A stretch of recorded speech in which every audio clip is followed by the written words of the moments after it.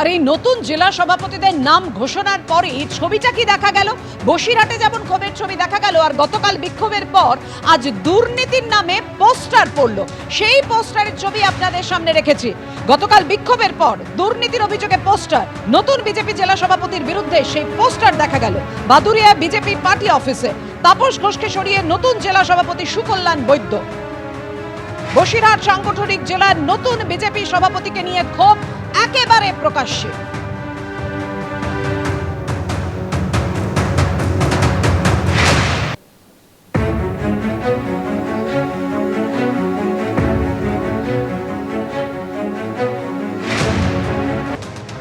আঠেরোটি সাংগঠনিক জেলার সভাপতি কে হবেন তা নিয়ে ইতিমধ্যেই বৈঠকে বসেছে বঙ্গ বিজেপি, তার কোর কমিটি। তারা ইতিমধ্যেই বৈঠক করছেন এই নিয়ে, কারণ আপনারা জানেন 18টি জেলার যে সাংগঠনিক জেলার তার সভাপতি ঘোষণা এখনো বাকি আছে। সভাপতির নাম ঘোষণা 25 জন জেলা সভাপতির নাম আগেই ঘোষণা করা হয়ে গেছে। কেন্দ্রীয় পর্যবেক্ষক সুনীল বনশাল ও রাজ্য সভাপতি সুকান্ত মজুমদারের উপস্থিতিতে সেই বৈঠক হচ্ছে।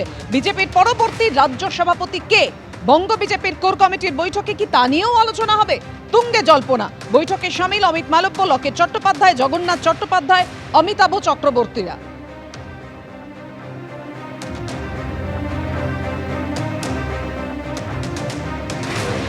প্রস্তুত আছে 26-এ বিজেপি কতটা প্রস্তুত, তৃণমূল কতটা প্রস্তুত, তার থেকেও বড় কথা বাংলার জনতা প্রস্তুত হয়ে আছে মমতা বন্দ্যোপাধ্যায়কে ঘাড় ধাক্কা দিয়ে সিংহাসন থেকে নামানোর জন্য। এই শাসক, যে শাসক দুর্নীতিতে ভরা, অ্যাপিজমেন্টে ভরা, যারা ইনক্লুসিভ পলিসি নিয়ে চলে না, শুধু বিশেষ ধর্মীয় গোষ্ঠী ফেনাটিক পাবলিকদেরকে যারা সাপোর্ট করে, এবং এই ধরনের মানসিকতা, যে মানসিকতাগুলো ইদানিংকালে আমরা মিডিয়া এবং সোশ্যাল মিডিয়ায় দেখতে পাচ্ছি, সেই সরকার বাংলায় টিকতে পারে না, বাংলায় টিকবে না, এক্সপায়ারি ডেট পার হয়ে গেছে। পুরো আমাদের যেরকম বৈঠক চলে আমাদের প্রতিবার সেরকমই বৈঠক আমি মনে করি। আর পুরো দেশ জুড়ে রাজ্য সভাপতি নির্বাচন চলছে, ইলেকশন চলছে আমাদের সাংগঠনিক, এবং সেই ভিত্তিতেই আমাদের কাছে রাজ্য সভাপতি কে হবে সেটা আমরা জানতে পারবো। যেরকমভাবে চলছে, এখন তো জেলা সভাপতি হয়েছে, আর আমাদের কর্মীরা সবসময়তেই রেডিই আছে।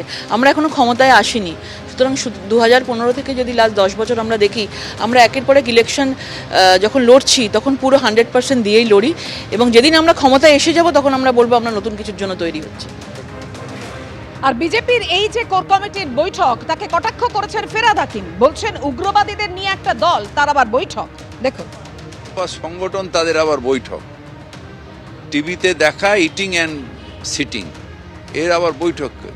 এদের মধ্যে এর এলো পার্টি অফ হুলিগেন, হুলিগেনদের নিয়ে একটা দল, কিছু উগ্রবাদী রয়েছে তার মধ্যে, যারা উগ্রবাদের জায়গায় কিছু পাগল ছাগল থাকে, যারা একটু উগ্রবাদী হয়, তাদের নিয়ে এই দল। এটা আবার দল নাকি একটা?